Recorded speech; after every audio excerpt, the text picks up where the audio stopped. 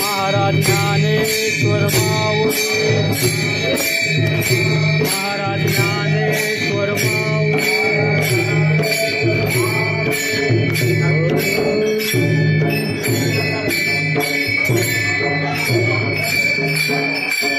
पुण्यवंत व्हावे,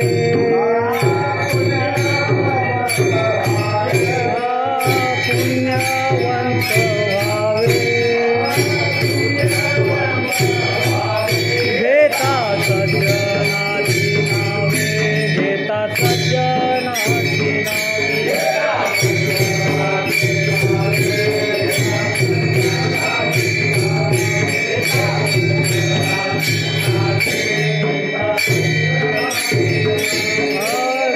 जीवाच्या तुटे, माझी वाचा तुटे, महालाभ पुकासाठी, महालाभ पुकासाठी,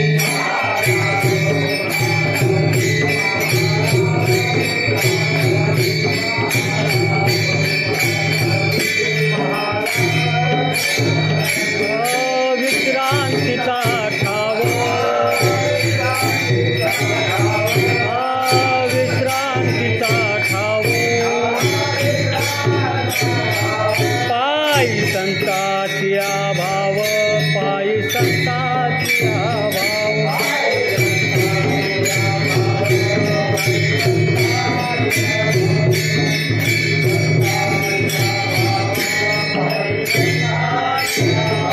मेघ माझी वाचा तुटे, मेघ माझी वाचा तुटे, महालाभ पुकासाठी, महालाभ पुकासाठी,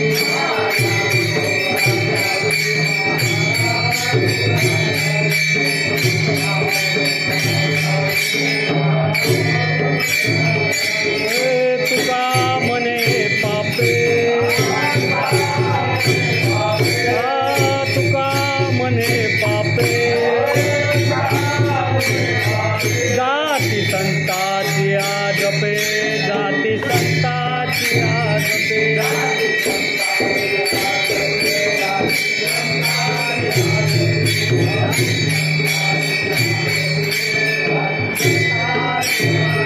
मेघ माझी वाचा तुटे,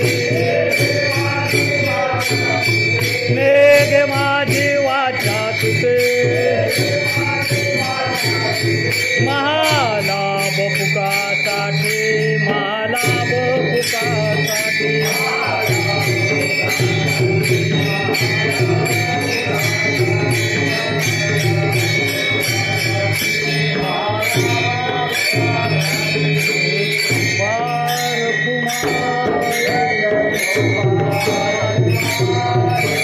विठोबा रखुमाई, विठोबा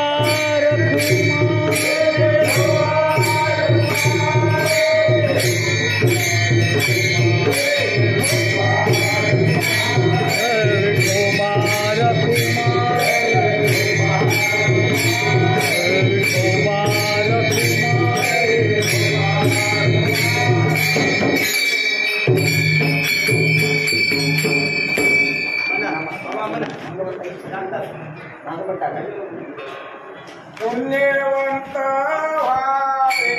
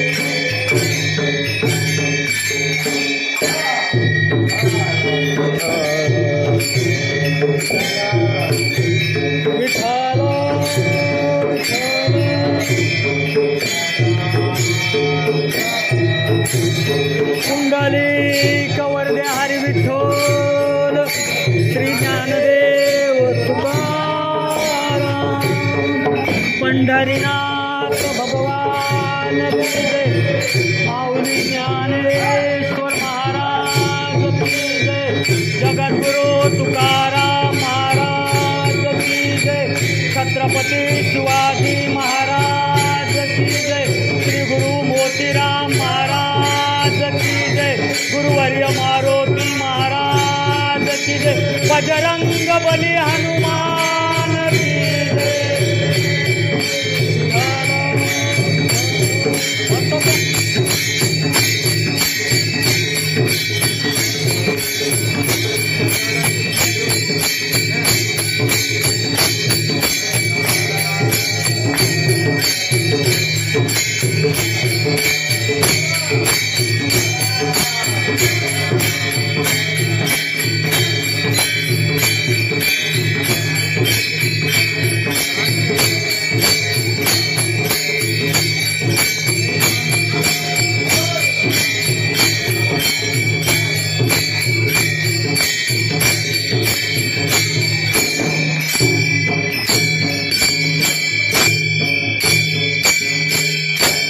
पुण्यवंत व्हावे घेता सज्जनाची नावे, नेघे माझी वाचा तुटी महालाभ फुकासाठी विश्रांतीचा ठाव पायी संताची आभाव नेघे माझी वाचा तुटी महालाभ फुकासाठी तुका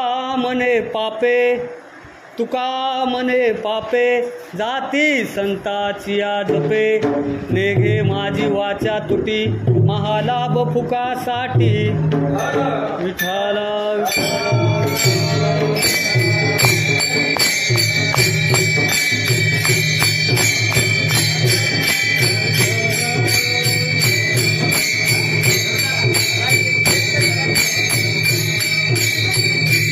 पुंडलिक वरदारी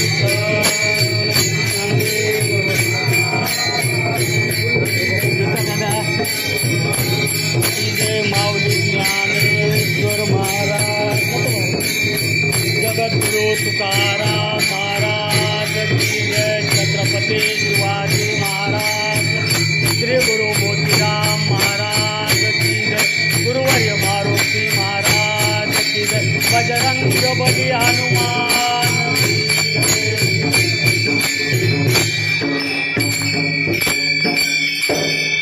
त्रिवेणी संगम त्रिवेणी पर्वकाळाच्या या शुभ मुहूर्तावर आज एकादशी मारुत्रयाचा वार शनिवार आणि वक्रतुंड महाकाय श्री गणेशाचा गणेश उत्सव सोहळा पवित्र पावनभूमी अशा मारुत्रयाच्या पवित्र कर्मभूमीमध्ये आपल्या सर्वांच्या गावामध्ये सेवा करण्याचा योग हे भाग्य आहे आणि ही सर्व सेवेच्या भाग्याची कृपा तुम्हा सर्वांमुळं तुमच्या सर्वांच्या आशीर्वादामुळे आलेली आहे. संत दर्शनी हा लाभ पद्मनाभ जोडीला उजळले भाग्य आता अवघी चिंता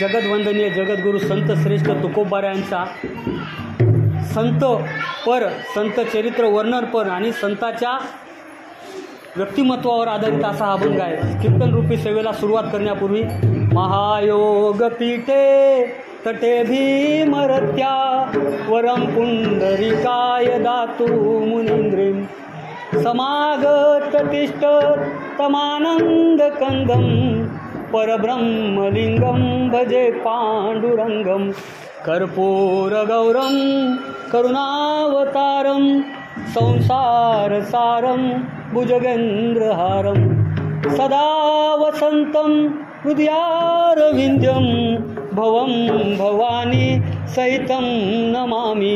सेवेलागी सेवक झालो तुमच्यालो जागरणा अहो स्वामी तुकया देवा यावरीन करावा वेरू. ओम नमो ज्ञानेश्वरा करुणा करा दयाळा. तुमचा अनुग्रह लादलो पावन झालो चराचरी. पांडुरंगा करू प्रथम.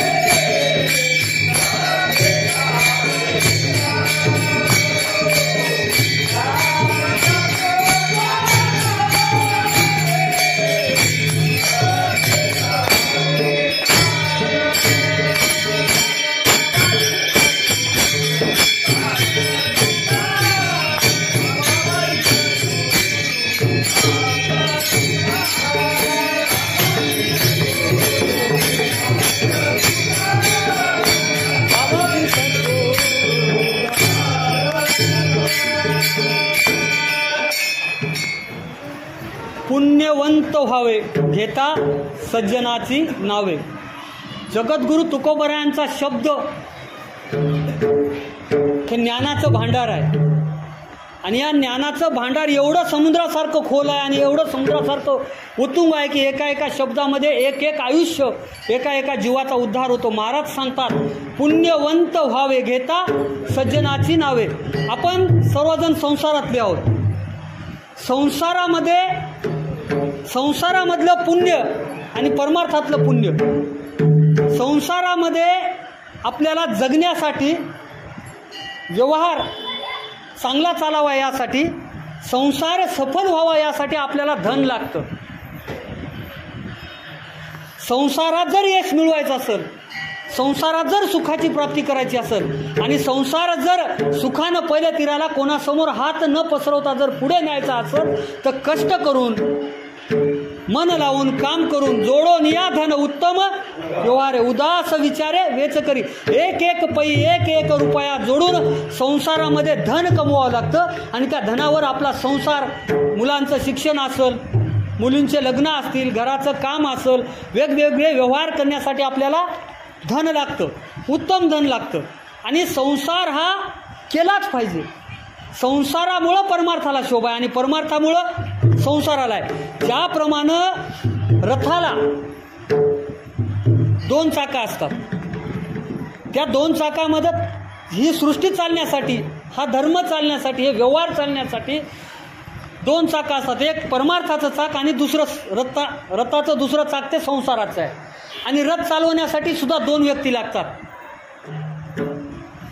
युद्ध करणारा व्यक्ती जो क्षत्रिय असतो, योद्धा असतो, तो पाठीमागे रथामध्ये बसतो आणि तो रथ चालवणारा एक उत्तम सारथी लागतो.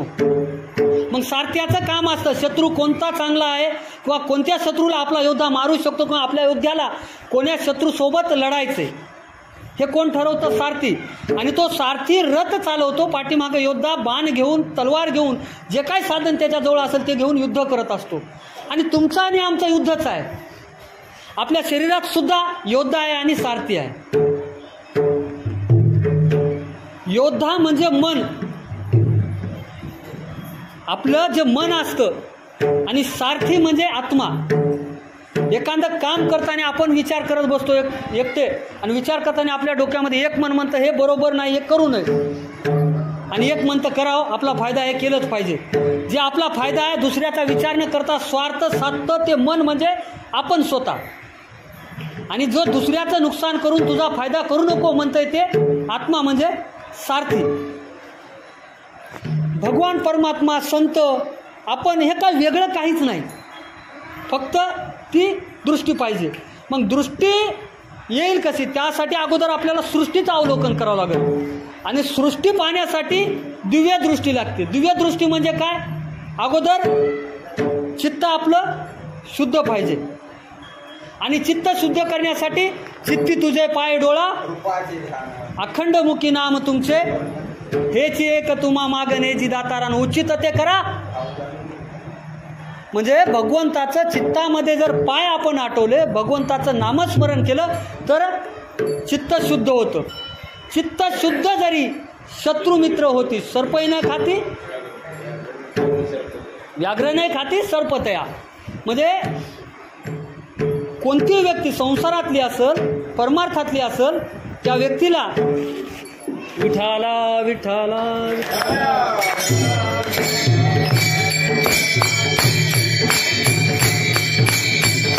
कुंडली कवरदार विठोल श्री ज्ञानदेव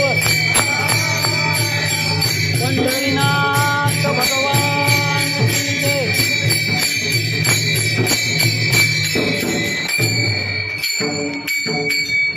चित्त शुद्ध होण्यासाठी मन शुद्ध पाहिजे, आणि मन शुद्ध होण्यासाठी आपले विचार शुद्ध पाहिजेत. आणि आपले विचार जर शुद्ध करायचे असले तर अगोदर आपलं आचरण शुद्ध पाहिजे.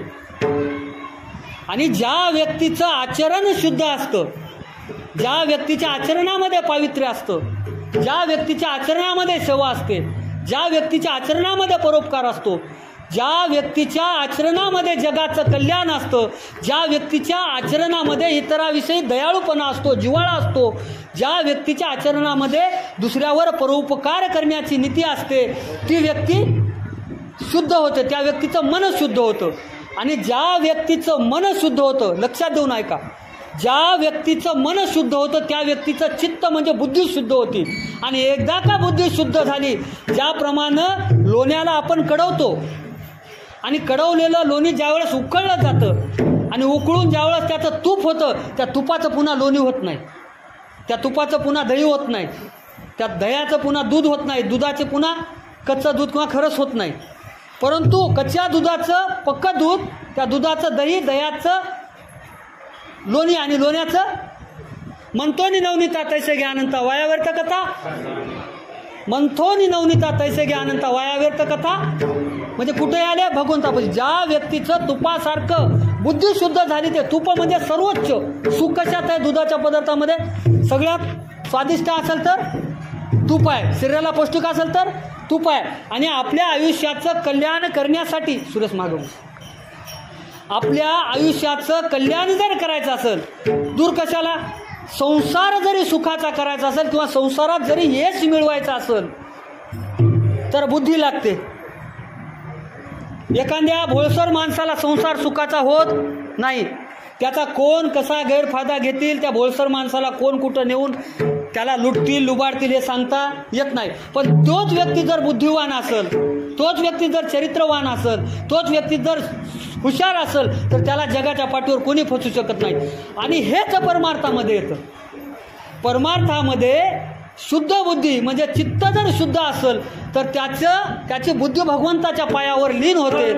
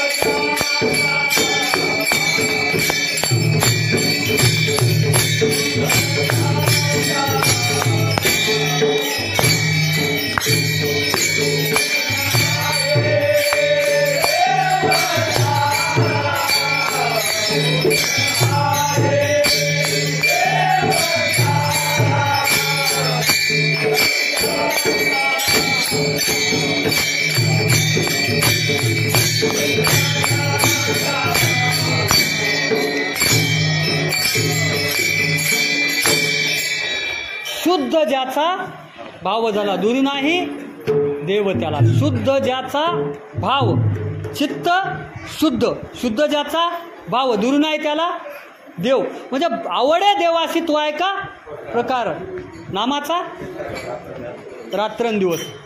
म्हणजे भगवंताला भेटण्यापूर्वी, भगवंताला ओळखण्यापूर्वी किंवा भगवंतापर्यंत आपण जाणं सहज शक्य आहे का? आपल्याला आपल्या गावातून शहरापर्यंत, शहरातून राजधानीपर्यंत आणि राजधानीतून विदेशापर्यंत जाण्यासाठी खूप वेळ लागतो. तर विचार करा, इहलोकातून परलोकात जाण्यासाठी किती वेळ लागावं लागेल. आपलं संपूर्ण आयुष्य जरी उगाळून लावलं आपण भक्तीमध्ये, तरी भगवंताची प्राप्ती होणं आपल्या स्वतःच्या कर्मावर शक्य आहे का? आहे बी. आणि तुमचा भाव जर शुद्ध असेल तर भगवंताची प्राप्ती आहे, आणि भाव जर शुद्ध नसेल तर भगवंताची प्राप्ती नाही. आता भक्तीचे दोन प्रकार, अगोदर भक्तीचे प्रकार, नंतर भक्ताचे प्रकार. भक्तीचे दोन प्रकार म्हणजे सकाम भक्ती आणि निष्काम भक्ती. भगवंताकडं काहीतरी मागण्याच्या अनुषंगानं केलेली प्रार्थना, भगवंताकडं काहीतरी मिळावं, सुख, ऐश्वर, धर्म, जे पाहिजे, संतती, संपत्ती मिळवण्यासाठी केलेली भक्ती म्हणजे सकाम भक्ती. आणि काही नको, आवडतो भगवंत, त्याला जसं ठेवायचं ठेविले, अनंत तैसेची राहावे, चित्ती असू द्यावे समाधान, या वृत्तीनं केलेली सेवा म्हणजे निष्काम भक्ती. भगवंतानं दिलं तरी खुश, नाही दिलं तरी खुश, आपलं प्रारब्ध, आपलं संचित समजून त्या पद्धतीनं राहणारे भक्त म्हणजे निष्काम भक्त. आणि योग्याचे दोन प्रकार आहेत, म्हणजे भक्ताचे दोन प्रकार, सुंजान योगी आणि युंजान योगी. दोन्ही योगी आहेत. सुंजान योगी म्हणजे भगवंताला मिळालेले, भगवंताला भेटलेले, ज्यांच्यात आणि भगवंतामध्ये भेद नाही असे संत, साधू, मुनी, हे सुंजान योगी. आणि युंजान योगी म्हणजे तुम्ही, आम्ही, वारकरी, टाळकरी, भक्त, पूजा करणारे, बसल्या जागी नामस्मरण करणारे, आपण सगळे योग्याचाच प्रकार आहे हा सुद्धा. आणि कर्मठ उपासक, योगी आणि साधक, तीन प्रकारचे भक्त असतात. कर्मठ म्हणजे आपण संसारातले, कर्मठमध्ये दोन प्रकार, अ आणि ब. मग अ मध्ये येतात कर्मठ म्हणजे शरीराला तप, अनुष्ठान, जप, यज्ञ, उपवास, तपास, पदयात्रा काढून जी भक्ती केली जाते त्याला कर्मठ भक्ती. आणि घरगुती सुद्धा आपण उपास करतो, एखादा व्रत करतो, एखाद्या पदार्थाचा, एखाद्या विचाराचा किंवा एखाद्या गोष्टीचा आपण त्याग करतो, हा सुद्धा कर्मठ भक्तीचा. आणि कर्मठ उपासक विठाला विठाला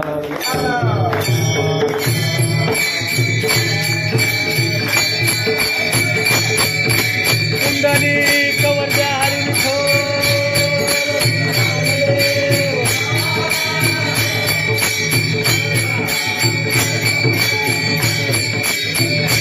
छत्रपती शिवाजी महाराज की जय. श्री गुरु मोतीराम महाराज, गुरुवर्य मारुती महाराज की जय. बजरंग बली हनुमान.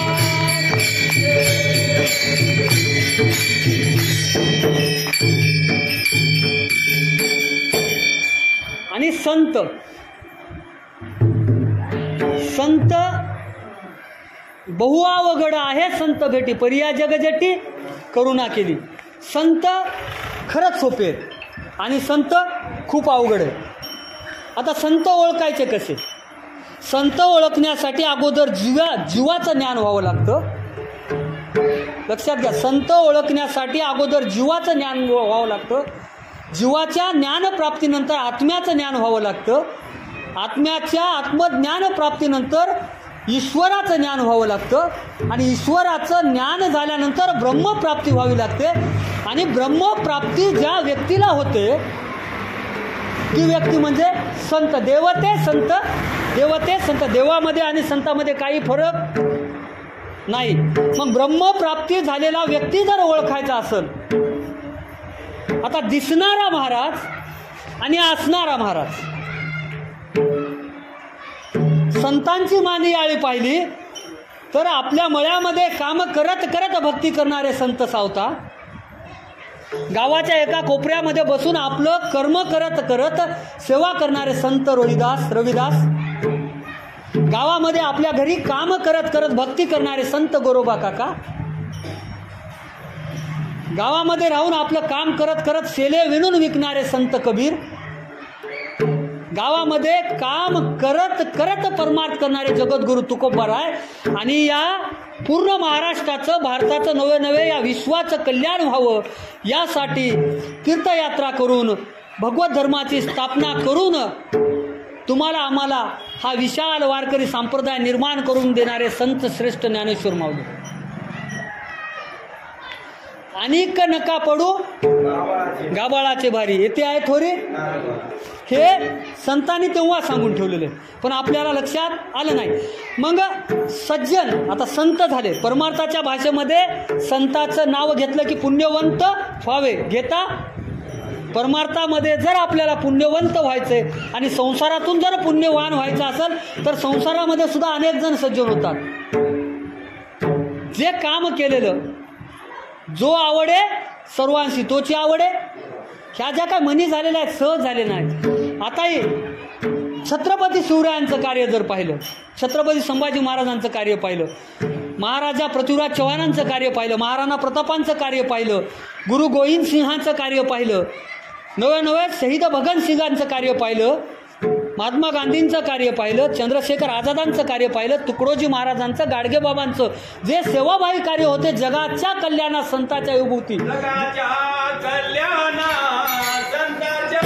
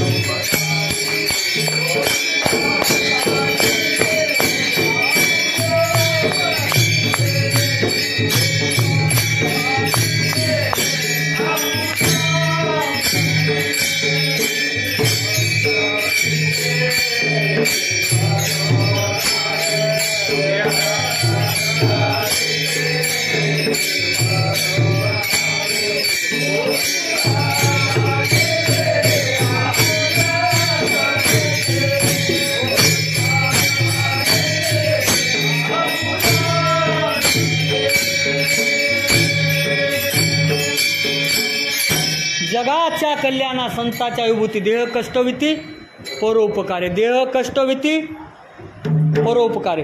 मग देह कष्टविती असं देहाला कष्ट लावून परोपकार करणारे संत जगद्गुरु तुकोबारायांचं जरी नाव घेतलं तरी पुण्यवंत व्हावे. घेता तुकाराम तुकाराम नाम घेता धन्य तुकोबा समर्थ, जेने केला हा पुरुषार्थ. एवढं संताच्या नावामध्ये ताकद आहे. ओम नमो ज्ञानेश्वरा. करुणा करा म्हणजे तुमचा अनुग्रह लादलो पावन झालो चराचरी.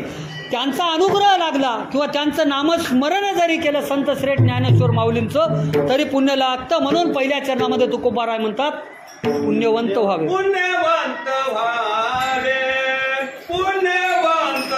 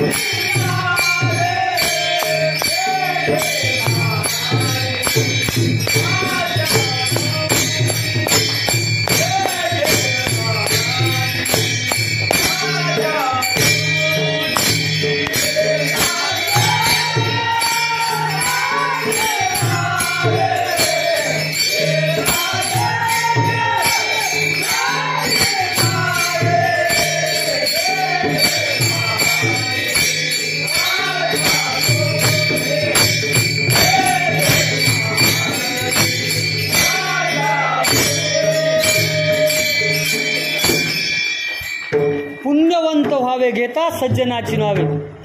नेगे माझी वाचा तुटी महालाभ फुकासाठी. महालाभ फुका या शब्दाचा जर संधी विग्रह केला, महा म्हणजे मोठा, लाभ म्हणजे आपला फायद्याची गोष्ट आहे, परमार्थातली असो की संसारातली. महालाभ फुकासाठी द्यायचे काय? एकही रुपया द्यायचा नाही. फक्त काय करायचं? नेगे माझी वाचा तुटी महालाभ. फक्त या वाचेतून शब्द तोडायचे, एक एक शब्द पुढे तोडायचा. शब्द कोणता? निवृत्ती ज्ञानदेव सोपान मुक्ताबाई एकनाथ नामदेव तुका. टाळ्या वाजवा, टाळ्या. निवृत्ती ज्ञानदेव सोपान मुक्ताबाई एकनाथ नामदेव तुका.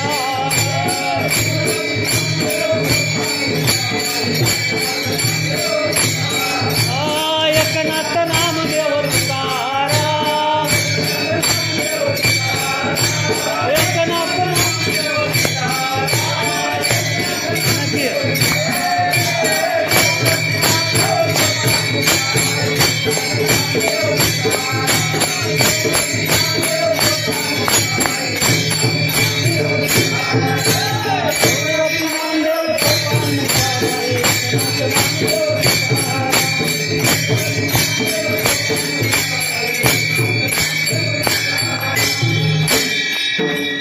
निवृत्ती ज्ञानदेव सोपान मुक्ताबाई एकनाथ नामदेव एवढे जरी शब्द म्हणले. बघा, आपण पंढरपूरची महिनाभर वारी चालते. काका यांचं सगळ्यांचं खूप योगदान आहे आपल्या इथं. यांच्या योगदानापुढं माझ्यासारख्याचं शुल्लक एक तिळभर सुद्धा योगदान नाही. त्याग आहे, सेवा आहे, परिश्रम आहे. तर आयुष्य गेलं. पंढरीच्या वारीमध्ये आळंदीपासून पंढरपूरपर्यंत भजन कोणाचं होतं? ज्ञानेश्वर माऊली, ज्ञानराज माऊली, तुकाराम. ज्ञानोबा तुकाराम दोनच शब्द. ज्ञानोबा म्हणजे भगवंताच्या नावापेक्षा संताचं नाव मोक्षपदाकडं सद्गतीकडं घेऊन जातं, म्हणून पुण्यवंत व्हावे घेता. आणि निवृत्ती ज्ञानदेव संताचं नाव घ्यायला काय पैसे लागत नाहीत. नेगे माझी वाचा तुटी महालाभ फुकासाठी. तुकोबारा म्हणतात, माझ्या वाचेतून एक एक संताच्या नावाचा शब्द निघावा आणि महालाभ हे फुकात भेटते तुम्हाला आणि आम्हाला सुद्धा सांगतात हे नाव घ्या. पण आपलं असतंय कसं तुम्हाला सांगतो, विठाला विठाला.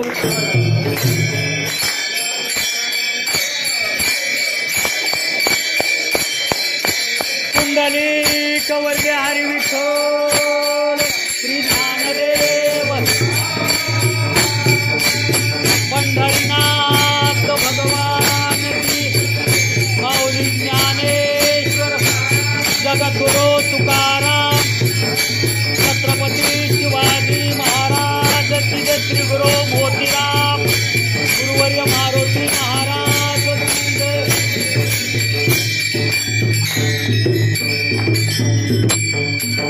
संसारातली एक व्यक्ती होती.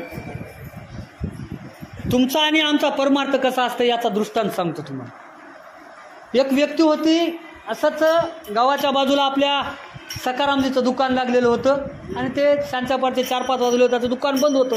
मग एक असंच जाऊ लागलं. काही माणसाला चलत चलत काहीतरी पायानं ढकलायचं सवय राहते, नाही काहीतरी उचलायचं आणि त्याला आपलं या हातातला त्या हातात, त्या हातातलं त्या हातात टाकत चलायची सवय राहते. एक जण आलं, कोळसे घेतले त्या भट्टीमधले लोहाराच्या आणि 2 असे हातात घेतले. बघलं तर हात झाले काळे, टाकून दिले. टाकता टाकता कपड्याला लागले, कपडे पांढरे होते, काळे झाले. म्हणलं कोळसात लई काळा म्हणलं. मग त्यानं काय केलं, म्हणलं आता या कोळशाला काय करायचं, पांढरं करायचं.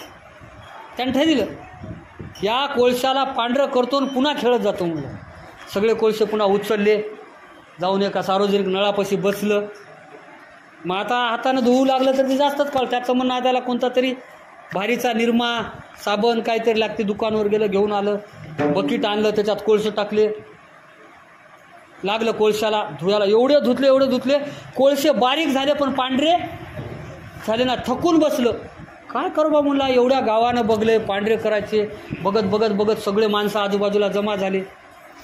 मग तिथंच एक व्यक्ती जात होता, थोडा बुद्धिवान होता.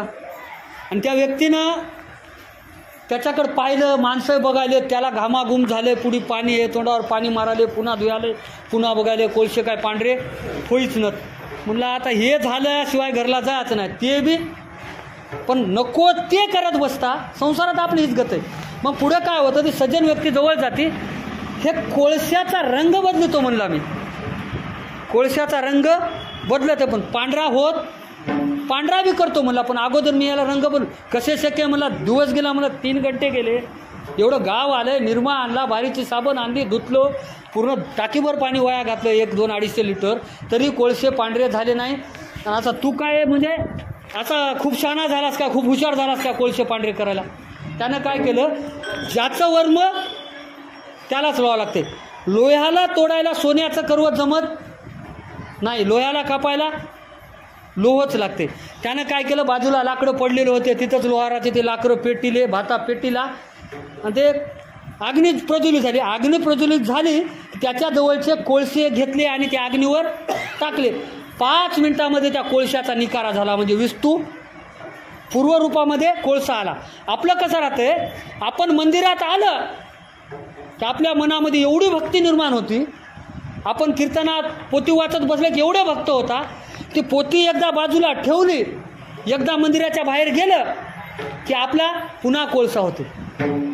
फरकच आहे. संत कोणते, संत म्हणजे विस्तव, जे सतत तेजत राहतात, प्रकाश देतात, उजेड देतात, आणि त्या विस्तवाप्रमाणे संताचं आयुष्य असतं, आणि परीक्षा विस्तवाचीच असते. आणि ते जर विस्तव विजला तर त्याची राख होते. आता आपल्या अंत्यविधीसाठी ज्या वेळेस एखाद्या लाकडाची आपण शरण रचतो आणि ते लाकडं ज्या राख होती की नाही, ती राख कुठं जाते, संसारात ती राख जाती गंगामध्ये. तोच प्रकार आहे परमार्थामध्ये आणि संसारामध्ये. एकदा का या शरीररूपी संसारातल्या कोळशाचा जर विस्तू झाला आणि तो विस्तू जर परमार्थामध्येच संपला तर ती राख, त्या म्हणजे या शरीराची राख गंगेला जाते. म्हणजे त्याचं उत्तमची उरे कीर्ती मागे, कीर्ती मागे, उत्तमची उरे कीर्ती मागे.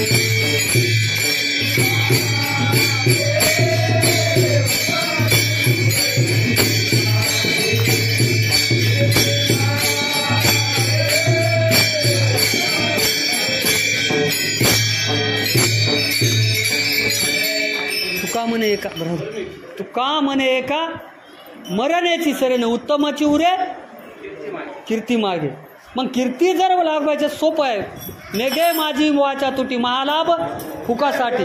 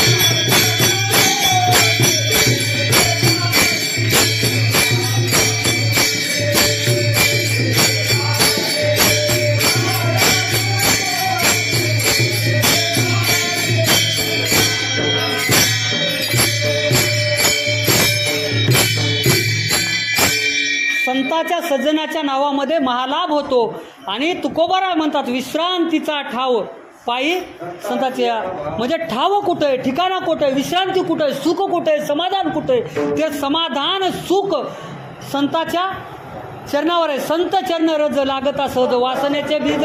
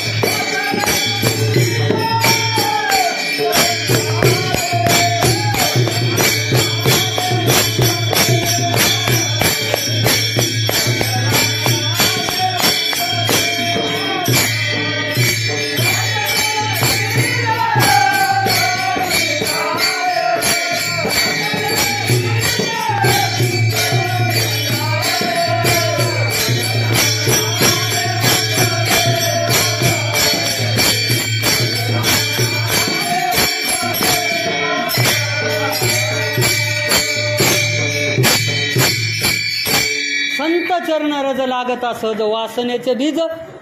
छत्रपती शिवरायांचा एक अभंग आहे, त्या अभंगाचा शेवट आहे शिवराज सांगे जना म्या सोडिली वासना. संत चरण रज लागता सहज वासनेचे बीज जळून जाय. दुसरे संताचे पायी हा माझा विश्वास सर्व भावेदास झालो त्यांचा. का? कारण तेची माझे हित करीती सकळ जने हा गोपाळ कृपा करी. किंवा संत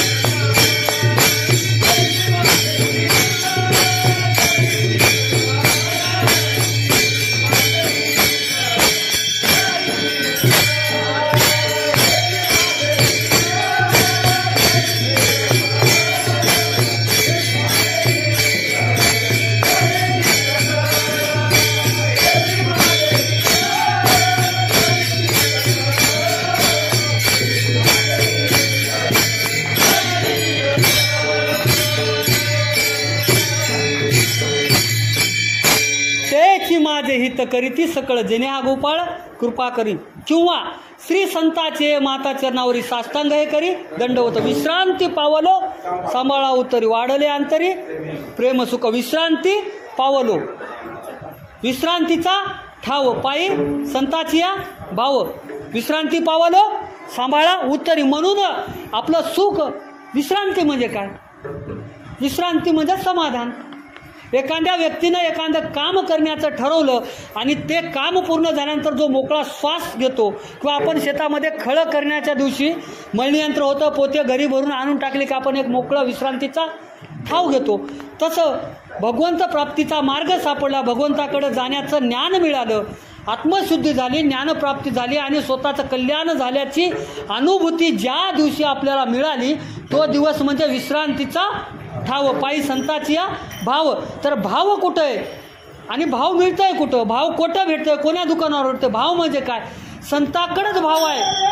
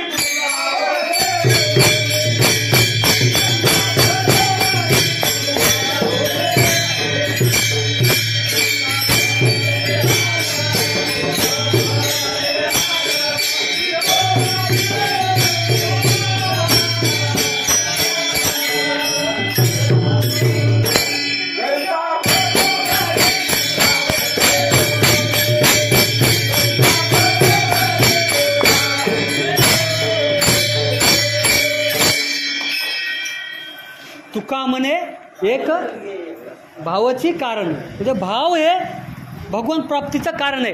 आणि मग भाव धरून म्हणजे काय तुम्हाला सांगतो. ज्ञानेश्वर महाराजांचा एक वर्णन करणारा ज्ञानेश्वरीचा अभंग आहे. भाव धरून या कृपा करी हरी तयावरी सोमुखे आपण सांगतो श्री विष्णू. श्रीगीता हा प्रश्न भगवंताने सांगितले की बा भाव धरून या वाचे ज्ञानेश्वरी कृपा करी हरी तयावरी. संत श्रेष्ठनाथ महाराजांचा अभंग आहे.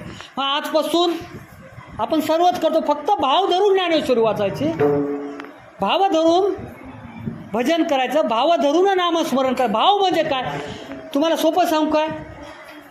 जास्त वेळ वाचत बसलं म्हणजे पाठांतर होत नाही, जास्त वेळ काम केलं म्हणजे काम होत नाही. जसं रोजाच्या बाया दिवस घालतात काम करीत, आणि घरची बाई जर शेतात गेली तर 1-2 घंट्यामध्ये दिवसाचं काम करून बाजूला होते. असंच आहे तुमची बुद्धी जोपर्यंत शुद्ध आहे, गरीबी लेकराचा अभ्यास करण्याचा जर त्याचं चित्त असेल, मोकळं मन असेल, मनानं अभ्यास करू द्यायचं. उगाच मारून कुठून अभ्यास कर म्हणलं त्याचा अभ्यास होत नाही. आपल्या बुद्धीमध्ये जोपर्यंत अभ्यास बसतोय किंवा आपलं मन जोपर्यंत शुद्ध आहे तोपर्यंतच पोथी वाचवायची. 100 वेळा नाव घेण्यापेक्षा एकदाच जर नाव घेतलं भगवंताचं, 100 वेळा आपल्या हरिपाठामध्ये आहे ना, 100 वेळा नाव घेण्यापेक्षा, किंवा देवाचे द्वारे उभा क्षणभरी त्याने मुक्तिचारी. क्षणभर म्हणजे किती? क्षणभर म्हणजे रोज क्षणभर. बरं, म्हणजे ज्यावेळेस आपलं मन बुद्धी स्थिर असते त्यावेळेस जर भगवंताचं नाव घेतलं तर ते क्षणभराचं सुख भगवंत प्राप्तीकडे घेऊन जातं. विश्रांतीचा ठाव पायी संताची या भाव. ज्ञानेश्वर माऊली, ज्ञानेश्वर माऊली, ज्ञानेश्वर माऊली.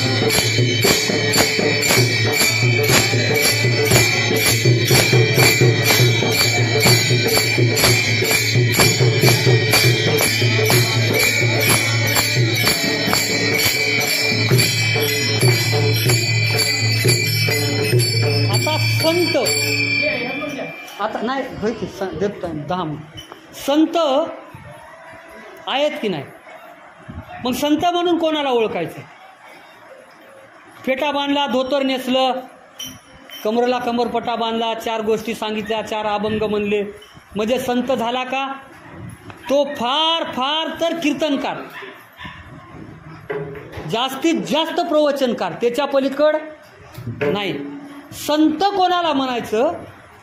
संत कोण आहे हे जर आपल्याला ओळखता येत नाही, आपलं तेवढं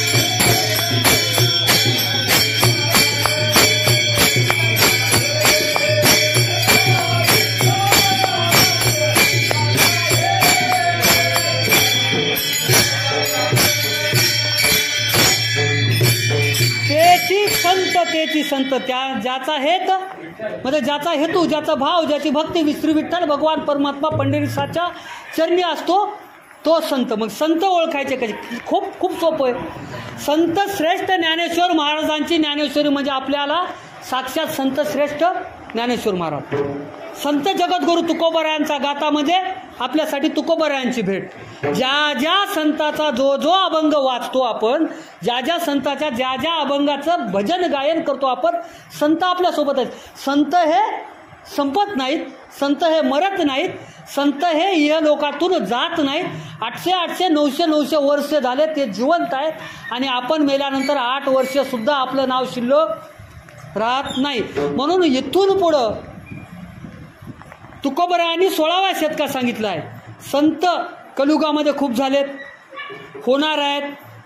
पूर्ण तंबाखूच्या नळीपासून ऐसे कैसे भोंदूपर्यंत तुकोबरायांनी सगळं सांगून ठेवले. आपल्याला फक्त आपलं पाऊल, आपली बुद्धी, आपलं चित्त आणि आपलं वाचा शुद्ध ठेवून संत ओळखता आले पाहिजे. आता आपली तेवढी पात्रता नाही तर आपण त्याच्या नादी लागायचं.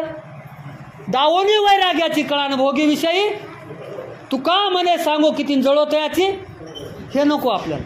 मग आपण उठलं की मारुतीरायाचं दर्शन घ्यायचं. सर्वश्रेष्ठ भक्त मारुतीराय. घरात ज्ञानेश्वरीचं गात्याचं दर्शन घ्यायचं, मायबापाचं दर्शन घ्यायचं, मोठा भाऊ असेल त्याचं दर्शन घ्यायचं. दर्शन जरी घेणं गेलं, भांडलं तरी एकमेकाला सोडून राहायचं नाही, एकमेकाला विरोध करायचा नाही. घर म्हणलं की भांडणं होतात, भानगडी होतात, किरकिऱ्या होतात. किरकिऱ्या झाल्या म्हणून एकमेकापासून दूर जायचं, तिथंच भांडायचं आणि तिथंच खायचं, पण एक राहायचं. ही पद्धत जर आपण अवलंबली, एका चित्तानं एका मनानं, ज्याप्रमाणे आपण गावातला सप्ताह सर्वजण मिळून साजरा करतो त्याप्रमाणे सर्वांनी जर भगवंताचं नामस्मरण केलं, गाथेवर, गीतेवर, ज्ञानेश्वरीवर विश्वास ठेवून जर आचरण केलं आणि आपल्याला दुःख काहीच नाही. पहा ते पांडव अखंड वनवासी, परित्या देवासी सुधा मा ब्राह्मण दारिद्र्य पिढीला नाही विसरला पांडुरंग. प्रल्हादासी पिता करीतो जाचणी, परितो स्मर्यमनी नारायण. त्याच्यावर तर दुःख नाहीच आपल्याला. खाऊन मस्त राहून झोपून भजन करायचं पद्धतशीर, जसा वेळ भेटला तसं. म्हणून विश्रांतीचा ठाव. मग एवढं केल्यानं काय होतंय? सज्जनाचं म्हणजे संताचं नाव घेतलं की महालाभ म्हणजे मोक्षाचा मार्ग मिळतो, आपल्या जीवनाचं कल्याण होतं, त्याला काय पैसे द्यावं लागत नाहीत. आणि मग संताचं नाव घेतलं की विश्रांतीचा ठाव मिळतो, म्हणजे सुख मिळतं, समाधान मिळतं. आणि महाराज हे तिन्ही गोष्टी झाल्या. पण आम्ही केलेल्या पापाचं काय? आम्ही कायेनं पाप केलं, आम्ही वाचेनं पाप केलं, आम्ही मनानं पाप केलं. मला वाटतंय मी पाप केलं नाही, पण मी काय पाप केलो, मी बोलत कोणाविषयी काय वाईट बोललो हे तुमच्या सगळ्याच्या लक्षात येतं. मी सहज चलत जर विनाकारण एखाद्या सरड्याला धोंडा मारला, एखाद्या कुत्र्याला धोंडा मारला किंवा विनाकारण मुंगळे चालत दिसले तरी त्याला तुडून गेलो, हे आपल्या शरीराचं कायेचं पाप आहे. वाचन आपल्याला काहीच माहीत नाही, काहीच संबंध नाही. एखाद्याविषयी जर आपण वाईट बोललो, एखाद्याला दूषणं लावले तर ते आपल्या वाचेचं पाप झालं. आणि विनाकारण काहीच माहीत नाही त्याचं ते बोलाले, त्याचं ते हसाले, तर आपल्या जर मनामध्ये आला संशय, मलाच म्हणालेत काहीतरी, हे झालं मनाचं पाप. मनातून त्याचं आपण वाईट चितलं म्हणजे कायेनं आणि वाचेनं मनानं झालेलं पाप जोपर्यंत आपल्याला कळत नव्हतं तोपर्यंत झालेलं जर पाप घालायचं असेल तर महाराज 4थ्या चरणामध्ये सांगतात, तुका म्हणे पापे, तुका म्हणे पापे, तुका म्हणे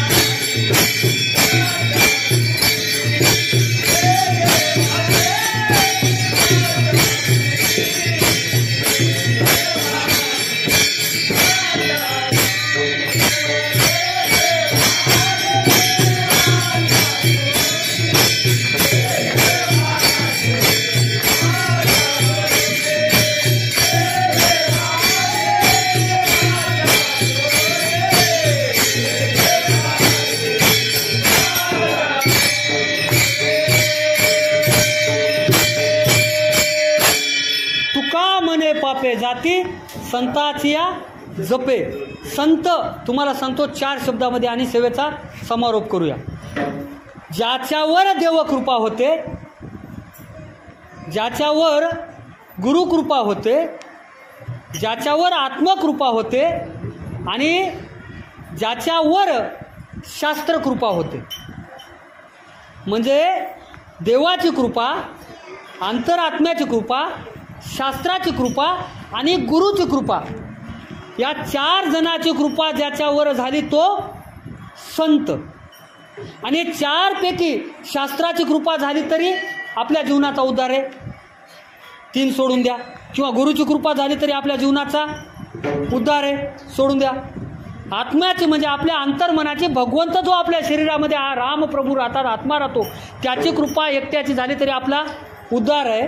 देव, संत, गुरु, आत्मा आणि शास्त्र म्हणजे ज्ञानेश्वरीची, गातेची, गीतेची, वेदाची, शास्त्राची, पुराणाची, स्कंदाची, उपनिषदांची, नवे एका अभंगाची जरी कृपा झाली तरी आपलं कल्याण आहे, आपण कल्याण होऊ शकतो. मग संतांना 4 कृपेमुळं संत होता येतं. मग 4 पैकी एकाची भक्ती करून आपला का उद्धार होणार नाही?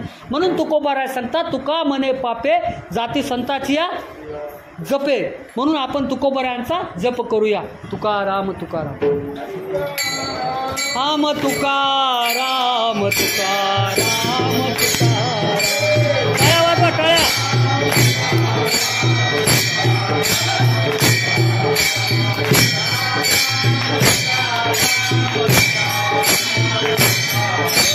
तुकाराम तुकाराम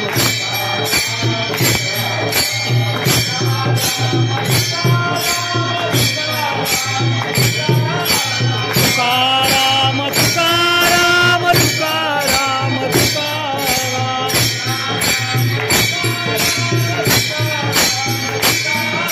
तुकाराम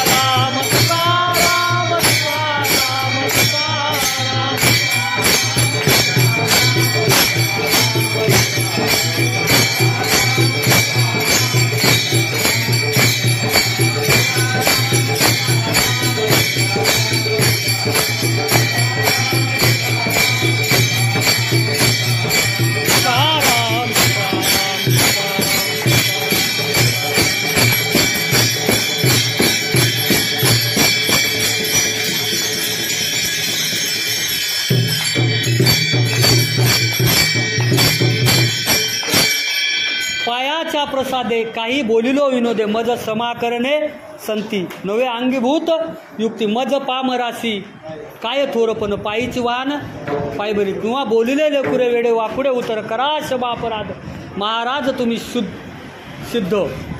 झालेली सेवा श्री संत श्रेष्ठ मारुतरायाच्या चरणी, तुम्हा सर्वांच्या चरणी अर्पण करतो. जे चांगले शब्द असतील ते अनुग्रह करा आणि जे काही वाईट असेल ते माझं कर्म, माझं प्रारब्ध, माझं संचित किंवा माझं अज्ञान समजून मला परत करा. झालेली सेवा श्री पांडुरंग चरणी समर्पित करतो. जय विठ्ठल, जय जय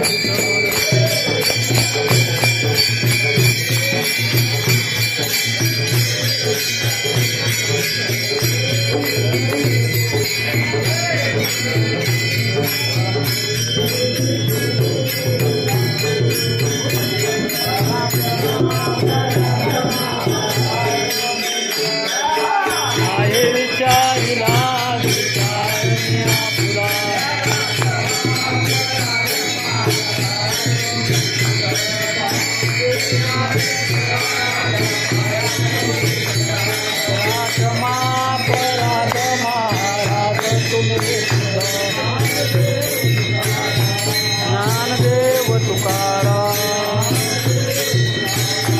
ज्ञानदेव तुकाराम, झाले समाधान तुमचे, आता उठावे ते म्हणायचे नाही नारायण, सुवाळीत पण येते सापडले